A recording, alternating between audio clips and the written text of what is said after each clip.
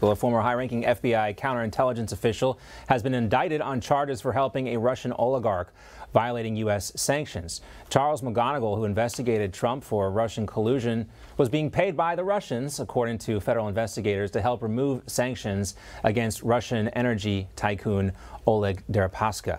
McGonigal, who left the FBI in 2018, was among the first FBI officials to learn that President Trump's campaign advisor George Papadopoulos told an Australian diplomat that Russia had political dirt on Hillary Clinton. Of course, we know how that turned out. He also sent a message to an FBI colleague about how agents were interviewing another Trump campaign advisor, Carter Page.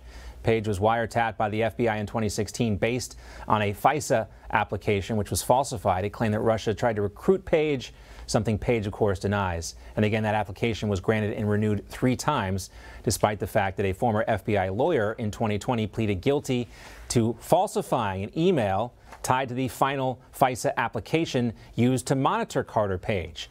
The DOJ Inspector General also said this was a clear abuse of the FISA process. The Deputy Assistant Director of the FBI told the Senate Judiciary Committee that in 2020, that an email from 2016 from McGonigal essentially served as the basis for opening the entire case. The FBI investigation, dubbed Crossfire Hurricane, led to the appointment of a special counsel, Robert Mueller. 22 months later, the Mueller report exonerated Donald Trump. And the former president, commenting on all this now on Truth social media, here's what he said: "The FBI guy after me for the Russia hoax long before my election as president was just arrested for taking money from Russia." Joining us now for some firsthand insight on this story is former Trump 2016 foreign policy advisor and Newsmax contributor George Papadopoulos. Hey, George. Hi, John. Thank you for having me. You know, it's obviously way too long for this segment, but you and I have had a chance to sit down face to face, and you kind of took me through everything that happened. And when I heard Charles McGonigal's name, I mean, tell us about your initial interactions with Charles McGonigal. Well, I never had the distinguished pleasure of being interviewed or meeting with this individual, but my first impression of this person after he was indicted on some serious federal charges, and it wasn't simply about helping a Russian oligarch evade sanctions. I mean, he's looking at different conspiracy, wire fraud.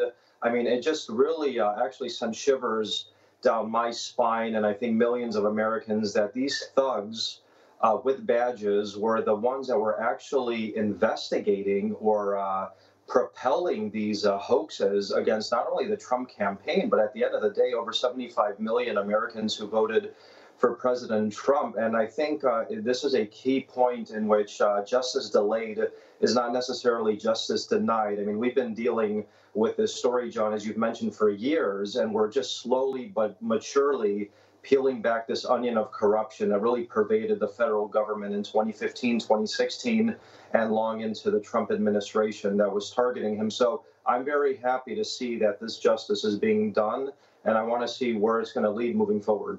Why do you think this particular case did not come out as part of John Durham's probe?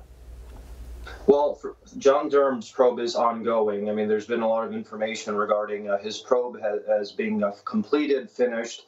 I'll let John Durham do his talking in federal court the way he has been doing it. And while in federal court, of course, he hasn't obtained the convictions that he's wanted in some of these cases. He did obtain his guilty plea from Kevin Clinesmith. He's exposing exactly what was going on, how the Clinton campaign was coordinating with big tech and the FBI to essentially collude and to destabilize the Trump campaign and the Trump administration. So I don't think that this is a separate investigation from what John Durham has been looking into. Of course, the IG was the first person, Horowitz, who presented Charles McGonigal to the American public about his involvement in Crossfire Hurricane. So I think they might actually be overlapping, just like the new investigations by the House are probably going to be coordinating with Durham and even possibly this DOJ investigation into him. And when you heard Oleg Deripaska's name mentioned in all of this, what went through your head?